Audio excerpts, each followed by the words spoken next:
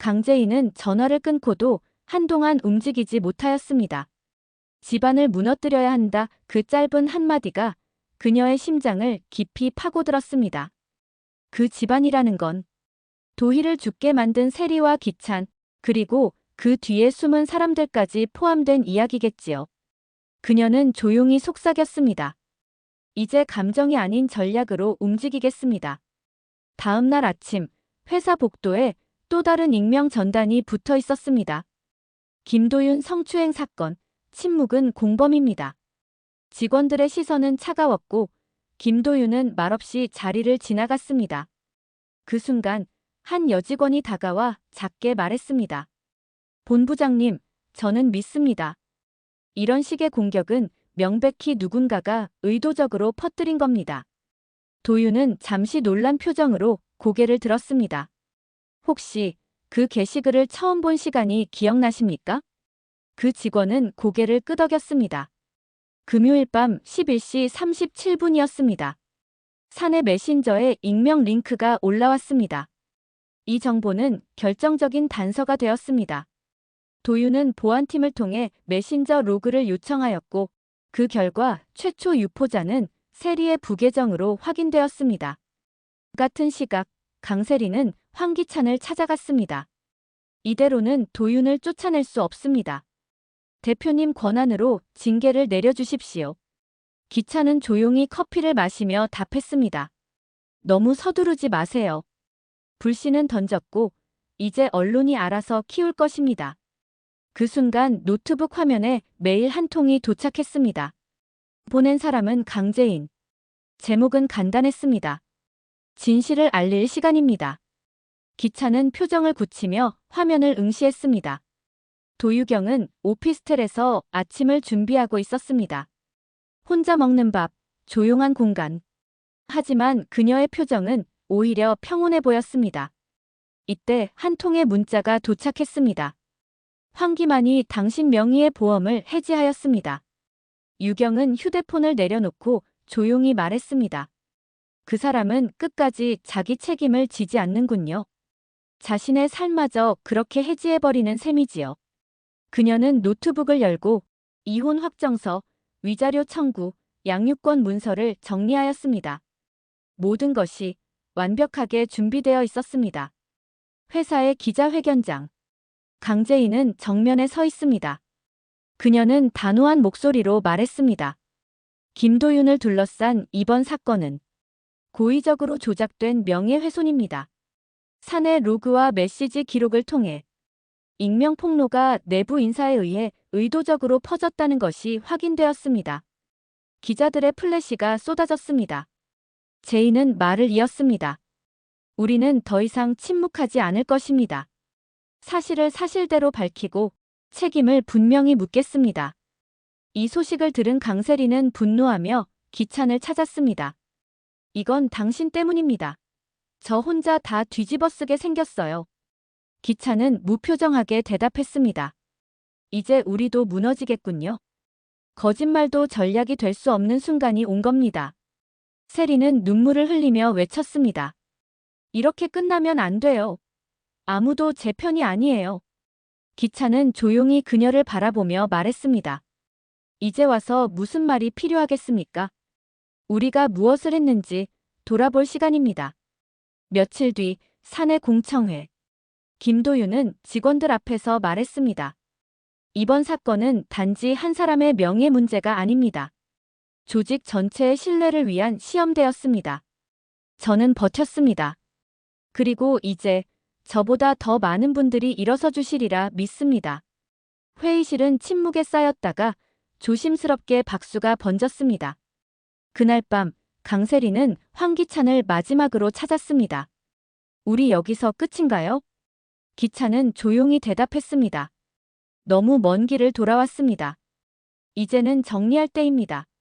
세리는 고개를 떨구며 말했습니다. 저 무섭습니다. 기찬은 그녀의 손을 살짝 잡았습니다.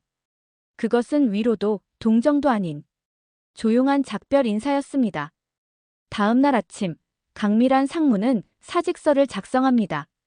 그녀는 자영에게 전화를 걸어 말했습니다. 이제 제자리를 내려놓아야 할 것 같습니다. 제인이는 결국 옳았습니다. 자영은 잠시 침묵하다가 말했습니다. 우리는 너무 많은 걸 가졌지만 그 모든 게 진짜는 아니었다는 걸 이제야 알게 되었군요. 공원에서 은호와 도유경은 함께 놀고 있습니다. 강재인 씨는 그 모습을 조용히 지켜보다 말했습니다. 이게 내가 지키고 싶었던 진짜 집이었군요. 도윤이 뒤에서 다가옵니다. 그리고 세 사람은 같은 방향을 바라보며 걷기 시작합니다. 그 뒤 여왕의 집이라 불리던 저택은 서서히 그림자 속으로 잠겨들었습니다. 49화는 거짓의 끝과 진실의 시작이 맞물린 지점입니다. 조작과 음모는 무너지고 강재인의 정리는 비로소 완성되어 갑니다. 모든 것을 무너뜨리는 건 증오가 아닌 진실이었습니다. 강재인은 전화를 끊은 뒤에도 한참을 그 자리에 머물러 있었습니다. 그 목소리. 이제 당신이 무너뜨려야 할 건 사람 하나가 아니라 그 집안 전체입니다. 그 한마디가 머릿속에 계속 맴돌았습니다. 그녀는 조용히 중얼거렸습니다. 그래요. 감정만으로는 아무것도 바꿀 수 없습니다. 이제는 전략적으로 마지막을 향해 가야 할 때입니다. 아침이 되자 강세리는 회사 정문 앞에서 수많은 기자들과 마주해야 했습니다. 성추행 조작 의혹에 대해 어떻게 생각하십니까? 명예훼손 혐의 인정하십니까? 강세리는 고개를 숙인 채 말없이 안으로 들어갔습니다. 회사 내부에는 이미 긴급 공지가 내려져 있었습니다. 강세리 팀장 직무정지 및 내부 감사 실시. 황기찬은 이 상황을 지켜보며 조용히 자리에 앉아 있었습니다. 그리고 한 통의 메일을 열어보았습니다. 보낸 사람은 강재인. 제목은 단 하나였습니다. 진실을 정리할 시간입니다. 기찬은 천천히 숨을 들이켰습니다. 이제 시작이군요. 그 시각 도유경은 새로운 오피스텔에서 조용히 아침 식사를 준비하고 있었습니다. 은호는 방 안에서 그림을 그리고 있었고 유경은 커피를 내리며 생각에 잠겨 있었습니다. 그녀의 휴대폰으로 한 통의 문자가 도착했습니다. 황기만 씨가 귀하 명의의 보험을 해지하였습니다. 유경은 피식 웃으며 중얼거렸습니다. 끝까지 책임지지 않는군요. 그러다 자신 인생도 정리해버리겠지요. 그녀는 노트북을 열고 이혼 확정서와 양육권 문서, 위자료 청구서까지 모두 정리하였습니다. 그녀는 이제 모든 준비를 마쳤습니다. 회사에서는 강재인의 요청으로 긴급 기자회견이 진행되었습니다. 기자들 앞에 선 재인은 단호하고 흔들림 없는 눈빛으로 말하였습니다. 최근 김도윤 본부장을 둘러싼 의혹은 명백히 조작된 음해였습니다. 사내 로그와 최초 유포자의 기록을 추적한 결과 내부 인사에 의한 명예훼손이라는 사실이 확인되었습니다. 기자들의 셔터 소리가 이어졌고 재인은 마무리하듯 덧붙였습니다. 우리는 침묵하지 않을 것입니다. 진실은 반드시 회복되어야 하며 거짓은 책임져야 합니다. 이 상황에 강세리는 이성을 잃고 황기찬을 찾아갔습니다. 이게 다 오빠 때문이에요. 결국 나 혼자만 무너지게 생겼어요. 기찬은는 무표정하게 응시하며 말했습니다. 우리가 만든 불씨가 이제 우리를 태우려는 모양입니다. 세리는 절망에 가까운 눈빛으로 외쳤습니다. 이대로 끝날 순 없어요. 아무도 내 편이 아니라고요. 그 말을 들은 기찬은 조용히 말했습니다. 세리야, 우리도 우리가 무슨 짓을 했는지 돌아봐야 할 때입니다. 며칠 뒤 사내 공청회가 열렸습니다. 김도윤은 정면에서 모든 직원 앞에 섰습니다. 이번 사건은 저 개인의 문제가 아니라 회사의 신뢰와 명예가 걸린 일이었습니다. 누군가가 거짓을 퍼뜨렸고 그 거짓이 진실인 것처럼 퍼졌습니다. 도윤의 목소리는 분명했고 흔들림이 없었습니다. 하지만 저는 버텼고 앞으로도 여러분과 함께 이 회사를 지켜가고 싶습니다. 회의실 안에는 잠시 침묵이 흘렀고 이내 조용한 박수가 하나둘 일어났습니다. 그날 밤 강세리는 황기찬을 마지막으로 찾아갔습니다. 우린 여기서 끝인가요? 기찬은 조용히 고개를 끄덕이며 대답했습니다. 우린 너무 멀리 왔습니다. 이제는 내려놓아야 할 때입니다. 세리는 눈을 내리깔며 말했습니다. 무서워요, 오빠.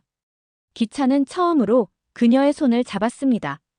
그 손길은 차갑고 단단했습니다. 그것은 용서가 아닌 조용한 작별이었습니다. 다음 날 아침, 강미란 상무는 사직서를 작성하였습니다.